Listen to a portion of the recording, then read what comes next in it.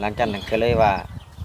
อยากประกาศตามหาพ่อให้ลูกแม่นและผ่านมาใน10กว่าปีเนาะแม่นและเป็นจังไดจึงว่าอยากคิดประกาศตามหาพ่อให้ลูกชายเอ้าลูกนี่ว่าพ่อเป็นไผแม่นอยากให้ฮู้ว่าโดยจุดกำเนิดของลูกนี่อยู่ไสโดยโอ้อยากให้ลูกฮู้ว่าเป็นลูกเต้าเล่าไผโดย FC เนาะบางที FC ทางสะบุญบ่หรือว่า โดย FC ทางเบาแอนบางทีเพิ่นติดตาม เพื่อเพิ่นตามหาให้ได้เนาะโดยเพื่อเพิ่นจะได้เห็นบัตรประจำตัวเพิ่นเนาะพี่น้องชื่อและนามสกุลนี่นายสาธิตอินทิพลแม่นบ่ยังจักปีแล้วล่ะปู่ที่อยู่นี่81/11หมู่4ตำบลวังขนายตำบลวังใช่ลูกใหญ่แล้วทางยายเพิ่นจะให้อยากให้พ่อลูกได้พ่อกันโดยไปพูดก็เอาน้ำตาคิดฮอดพ่อบ่มึงนี่ทางหน้าก็ให้มันคนว่าเอ็นก็สิให้นั่นแหละได้นี่แล้วเว้าบ่ออกเลย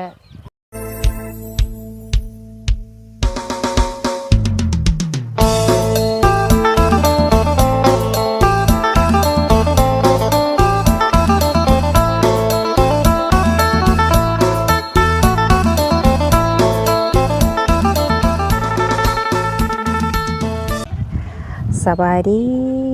ดีพี่น้อง FC เบิ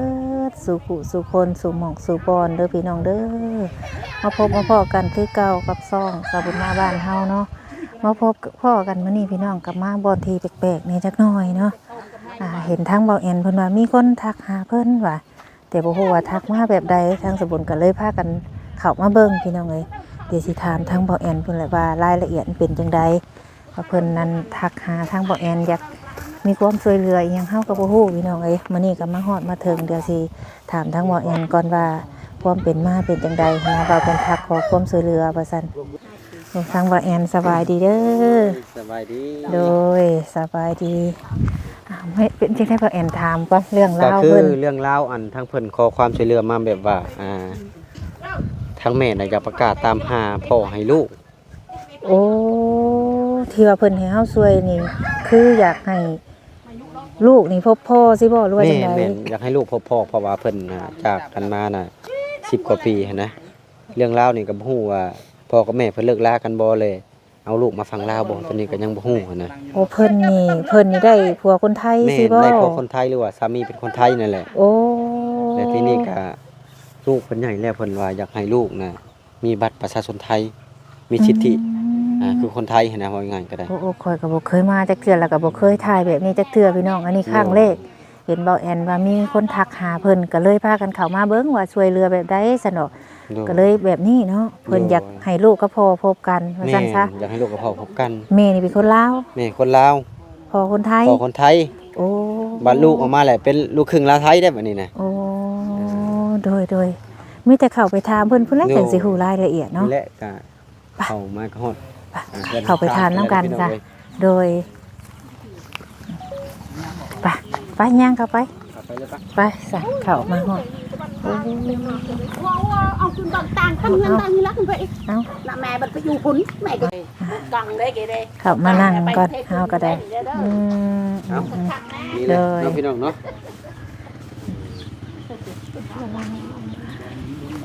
เอาพี่น้องตอนนี้ก็มาฮอดจอดถึงเด้อคนนี้เด้อมาหาอีกครอบครัวนึงน้องพี่น้องตอนนี้ก็มาฮอดจอดถึงครอบครัวเพิ่นที่ขอความช่วยเหลือไปทางบ่อแอนนี่แหละก็คือเพิ่นขอความช่วยเหลือนี่แบบว่าเพิ่นนี่อยากประกาศตามหาพ่อ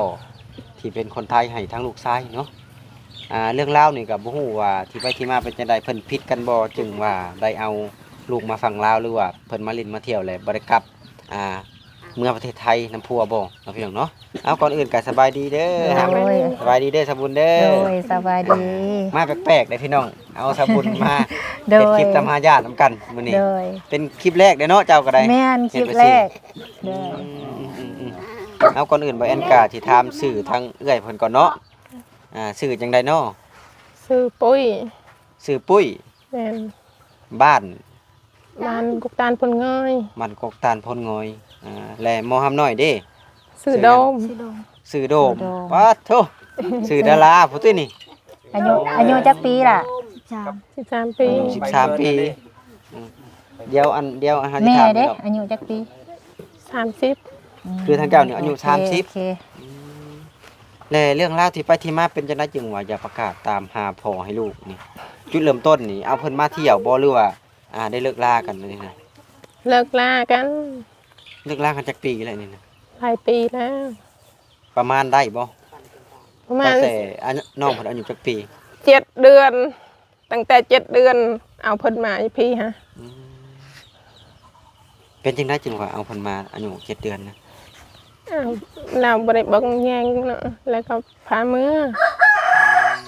เรื่องราวนี่แบบว่าทางผัวนี่บ่เบิ่งแยง แม่น บ่เบิ่งแยงบ่ได้หรือว่าบ่หากินให้ครอบครัวนี่บ่ มีเงินมีคำก็บ่ได้ให้ซื้อกินหมดไปเลินหยัง พอง่ายๆก็บ่เบิ่งแยงเจ้ากับลูก แม่น และในความคิดตอนน่ะโอ๊ตบ่ล้นทนบ่ไหวบ่จึงว่าตัด แม่ สิ น นใจมาพี่นะ โดย และมาน่ะมีเงินจะกี่พาลูกกลับมาคนอายุ7 บ่มีแล้ว เอื้อยพามือฉันก็บ่ได้มือซ้ำ แต่ว่าเพิ่นบ่ได้ตีบ่ ตีตลอด เฮ็ดในนั้นเพิ่นจังว่าตีอันนี้ ผิดกันแล้วก็ตีเห็นว่าบ่ได้เฮ็ดงานเฮ็ดหยังแล้วผิดกันแล้วก็อยู่ แบบว่าทั้งเพิ่นน่ะบ่ได้มีการมีงานบ่ ก็มีอยู่เวลาเพิ่นบ่ได้กินบ่ได้ลิ้นแล้วก็เพิ่นให้ ว่าง่ายเลยเพิ่นเป็นคนมักไปเที่ยว แม่น กินเหล้ากินเบียร์ไปสินี่บ่ แม่น และเพิ่นเคยลงมืออันถึงขั้นว่าเจ็บปวดอะไรบ่ เจ็บแล้ว ตัดสินใจได้นะ แม่น คือเจ้านี่มีลูกกับเพิ่นคนเดียวเนาะ คนเดียวนี่แหละ และพ่อของเพิ่นน่ะอยู่บ้านใดนะเป็นคนจังหวัดใดเอาเริ่มแต่เป็นคนจังหวัดอำเภอก็ได้บอกบ้านก่อนก็ได้ใช่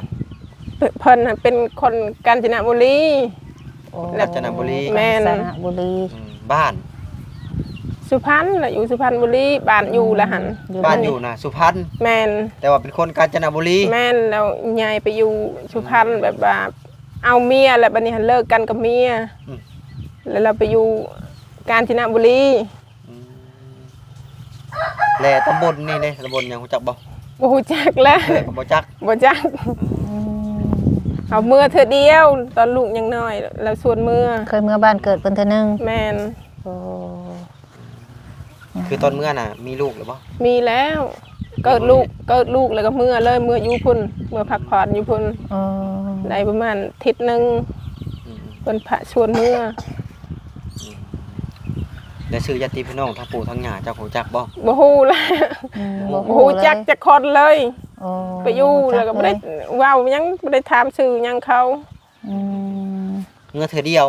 แม่นเมื่อเธอเดียว เถื่อแบบ บ่ เคยชินนี่บ่เคยเนาะ บ่เคยเมื่อเธอเดียวเกิดลูกแล้วก็ชวนเมื่อเลย อืม เมื่ออยู่อาทิตย์หนึงแล้วก็กลับกรุงเทพ หลังจากนั้นก็เลยว่า อยากประกาศตามหาพ่อให้ลูก แม่น และผ่านมาใน10 กว่าปีเนาะ แม่น และเป็นจังไดจึงว่าอยากคิดประกาศตามหาพ่อให้ลูกชายเอ้า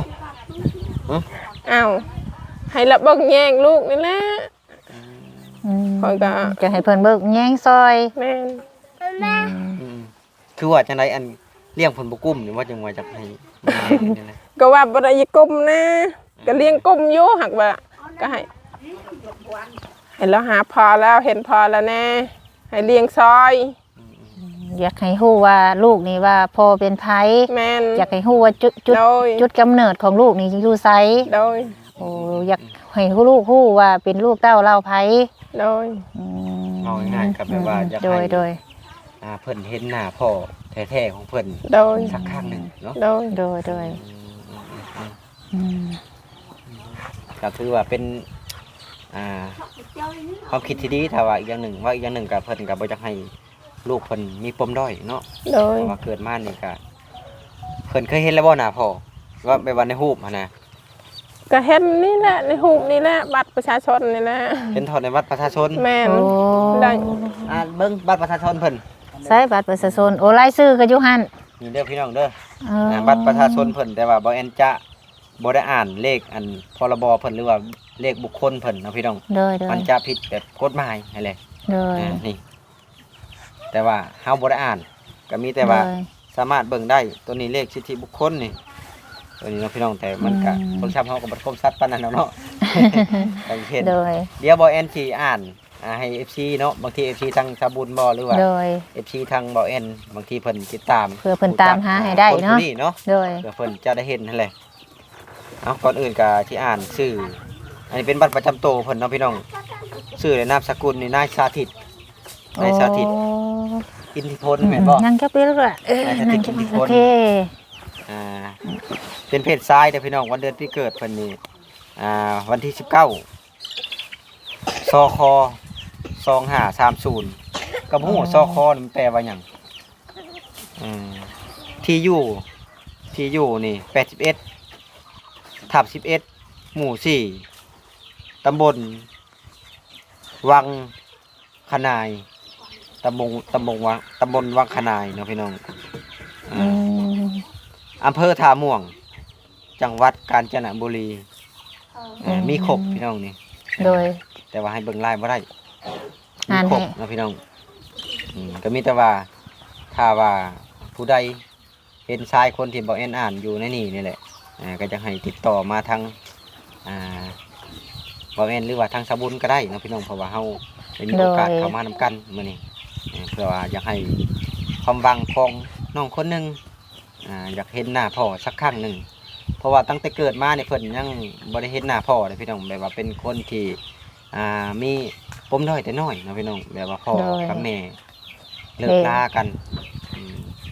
และวันนี้จักสิว่าจังได๋วะ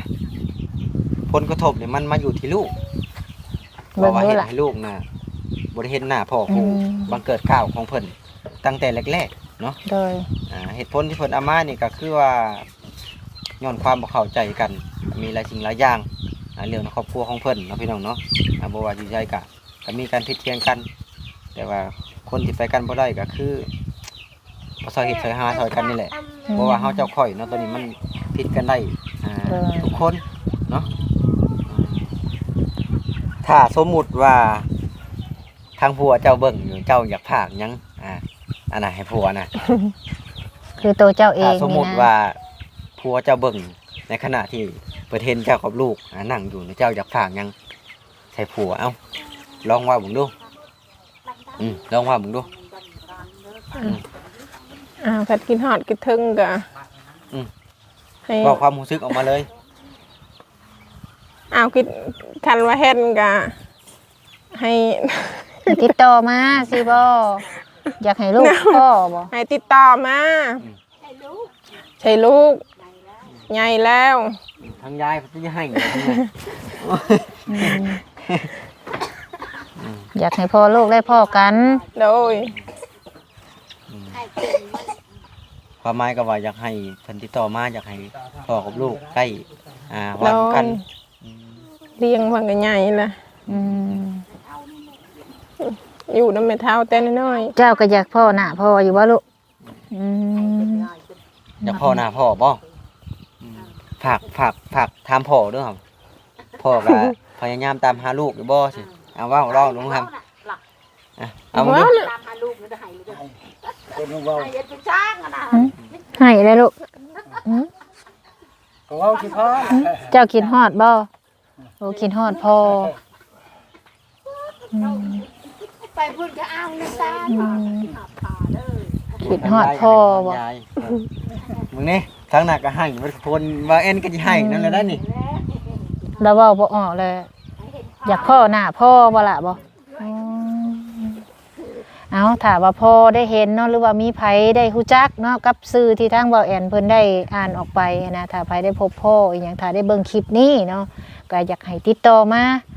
ทางสบุญก็ได้ติดต่อมาก็ได้ว่าลูกชายของเจ้าน่ะใหญ่เป็นหนุ่มเด้ออายุได้13ปีบ่ โดย 13 โดย ตอนนี้เพิ่นอยากติดต่อหาพ่ออยากพบหน้าพ่อบ่อีหยังมากมายขอแต่ได้พ่อบ่ล่ะ อันนี้แหละเนาะพี่น้องแบบว่ามันความจุกอยู่ในเด็กน้อยคนหนึ่งว่าง่ายซะเด็กน้อยคนหนึ่งที่แบบว่าอัดอั้นมาแต่เกิดแบบว่าคือแบบว่าเด็กน้อยว่าง่ายกับเด็กน้อยกำพร้าบ่เคยเห็นพ่อแม่ตัวเอง อันนี้บ่เอ็นเข้าใจคำว่าความรู้สึกตัวนี้เนาะเพราะมันก็โอ้มันอัดอั้นเนาะว่าง่ายก็ได้ โดย ถ้าสมมุติว่าเห็นพ่อนี่โล่งเลยบ่หำ อยากเห็นหน้าพ่อตากระบาบเนาะเพิ่นถามหาบ่เจ้าจังอยากให้ตามหาพ่อแบบเพิ่นเคยถามหาเองบ่ บ่เคยแล้วนะบ่าว อืมเพิ่นนี่อยากให้หลานพ่อ อ้าย พ่อ แม่นนะบ่าวอ้าย โอ้อ้ายเจ้าบ่ แม่น อืม เขาเว้าแต่เฮิงแล้ว อยากให้หลานนี่พ่อกับพ่อแท้ โดย ๆเลิกกันมา10กว่าปีแล้วเนาะก็อยากให้ลูกพ่อหน้าพ่อว่าซั่นซะอืม จักปีจังตัดสินใจได้ว่าอยากตามหาพ่อให้ลูกนี่ หลายปีแล้ว คิดอยู่ตลอดบ่ ก็คิดอยู่ แบบว่านอนอยู่คิดว่าโอ้เฮ็ดได้เด้ลูกอย่างเห็นหน้าพ่อของเพิ่นนี่บ่ แม่น อืม คิดในใจอยู่ คิดในใจอยากให้ลูกได้พ่อแล้วเนาะปกติแล้วอยากให้เขาฮู้ว่าไผเป็นพ่อของเขา บ่ว่าภัยเนาะ แม่นแหละ โดยก็มีแต่ว่าจังได๋บ่แอนก็ภาวนาให้เพิ่นได้พ่อหน้าพ่อนั่นแหละถ้าว่าพ่อนี่ก็โอ้เป็นความหวังอันยิ่งใหญ่ของเด็กคนหนึง โดย ที่ด้อยโอกาสหรือว่าขาดโอกาสขาดความอบอุ่นจากพ่อกับแม่ตั้งแต่เกิดพ่อกับแม่บ่ได้อยู่นํกันมันก็เฮ็ดให้เฮาแบบว่าบ่มีความอบอุ่นขาดอีหยังไปสักสิ่งสักอย่างเนาะสาบุญจะว่าบ่ แม่น เข้าใจได้พี่น้องเอ้ยคือยกตัวอย่างแบบว่าคนเฮาแบบว่าเอ้าคันว่าเพิ่นให้ก็แบบว่าพ่อแม่เฮาเสียจากเนาะความรู้สึกตอนน่ะโอ้ เป็นทักแววให้ครับ เพิ่นยังมาจากเว้าเข้าโรงเรียนอยู่บ่ เข้าอยู่ อืม เด็กน้อยมันอัด เพิ่นบ่จัก ผู้ คำ เฒ่าเนี่ยพี่น้องผู้อายุ50-60 ปี มาประกาศตามหาพ่อให้หลาน พากันน้ำตาตกเบิด ร้านพ่อก็พานี่แหละลูกเอ้ย ถ้าสมมุติว่าพ่อกันนี่บ่พากันให้บ่เทือนบ่บัด โอ้ นี้ ยให้แล้วเขาบอกว่าดีใจให้ดีใจก็ว่าแม่ให้ชมชา มีแต่ฝาก FC นั่นแหละเนาะให้เพิ่นเป็นหูเป็นตาให้ได้ยินข่าวก็สื่อสารกันมาเราอยากพ่อแล้ว ก็ก็คือแต่ก่อนนี่บ่แอนประกาศตามหากะค่อนข้างจะเห็นหลายคนเด้ บางคนก็30-40 ปีก็เห็น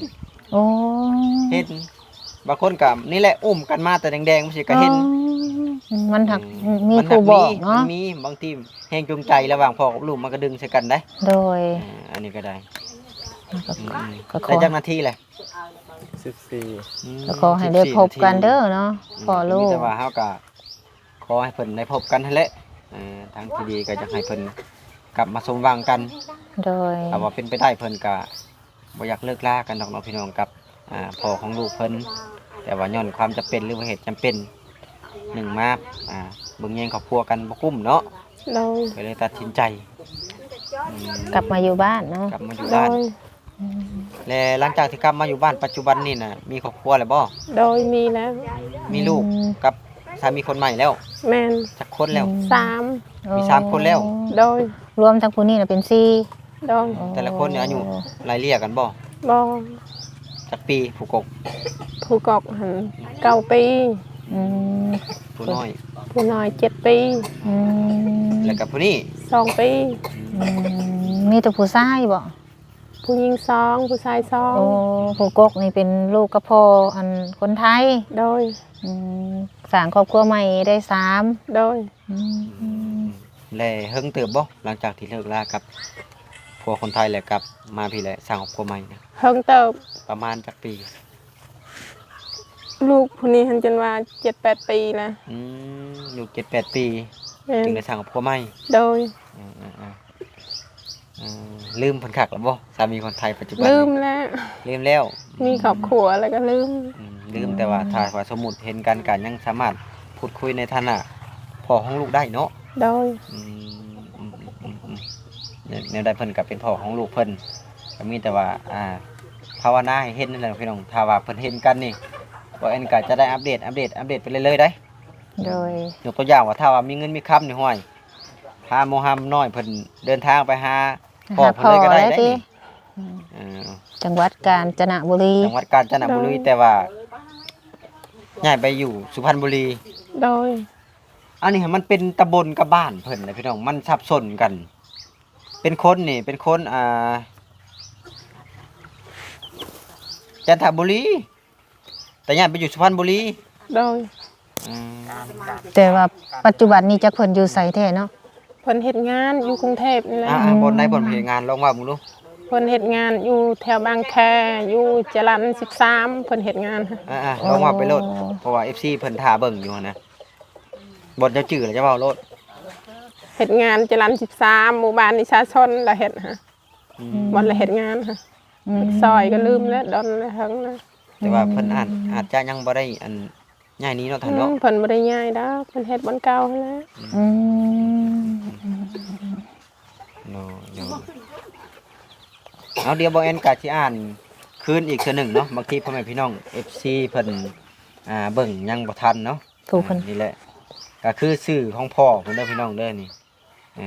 สื่อของพ่อเพิ่นบัตรไทย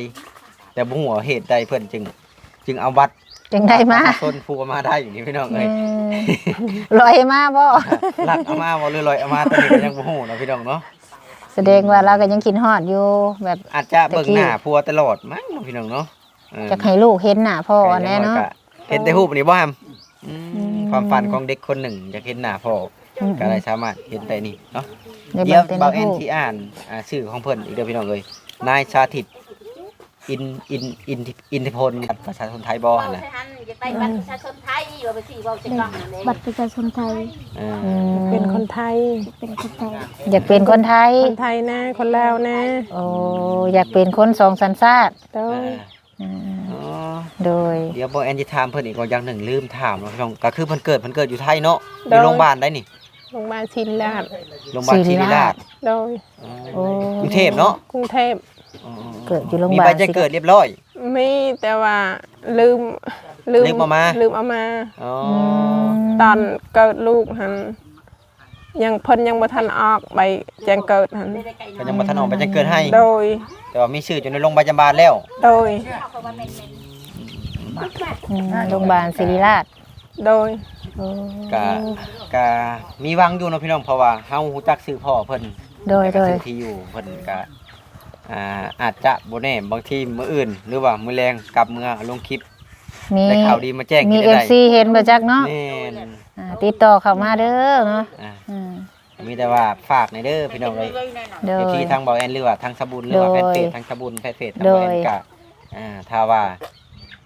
หูจักคนที่เบาแอนอ่านลงในรายชื่อนั่นก็ให้ติดต่อมาในเด้อพี่น้องจะ โด ให้ ย เพิ่นพ่อกันอีกสักครั้งหนึ่ง โด เพราะ ย ว่าแต่เลิกลากันนี่ก็โอ้ลูกก็มีปมด้อยทั้งแม่ก็มีปมด้อย ก็คือแม่เล่าน่ะก็ฮักอยู่ดอกผัวเนาะพี่น้องเนาะแต่ว่ามันย้อนว่าเบิ่งแย่งครอบครัวกันบ่กุ้มมันก็เลยเห็นเหตุการณ์แตกแยกนั่นแหละ งั้นก็บ่เข้าใจกันเนาะ มันเขาบ่เข้าใจกัน โดยก็มีแต่ฝากทางเพิ่นติดตามทางเพจน้ำเนาะทางเพจอันแม่บุญมาแฟนเพจเด้อติดตามน้ำถ้าไปเห็นหรือว่าจังใดก็ติดต่อเข้ามาพี่น้องให้ถ้าเดี๋ยวเฮาสิเอารูปเพิ่นนี่ขึ้นได้ไว้ในอันหน้าปกน้ำเนาะว่าแอนเนาะโดย เอ้าก็ท่านก็กลับแล้วเนาะสบุญ เด้อกลับแล้วเฮาก็เอาล่ะลืมเนี่ย โดย โดย ก็มีแต่ว่าถ้าว่าเฮาได้ข่าวหรือว่าได้ข่าวที่ดีก็จะมาแจ้งทางเพิ่นเป็นคนแรก โดย โดย ๆให้พ่อกับลูกได้คุยกันคือบ่แอนเคยเฮ็ดแต่ก่อนนั่นแหละพี่น้องให้พ่อได้คุยกับลูกก็บางคนก็เช้า30นาทียังบ่ทันปานกันก็มีค่าให้ใส่กัน อืมอันนี้ก็ติดต่อเข้ามาแล้วเพราะว่า ทางเฟซทางอัน Facebook อีหยังเฮาก็เอาขึ้นในหน้าอัน นี่ ปกเรียบร้อยมีแต่เป็นเบอร์โทรเบอร์หยังเนาะให้เพิ่นติดต่อมาทางนั้นได้ ทุกคนเป็น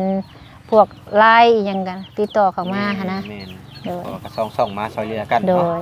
ยคือข่อยนี่ก็ครั้งแรกบ่แอนเด้ข่อยก็บ่เคยจักเทื่อเด้ อืม วันนี้ก็ครั้งแรกก็ขอให้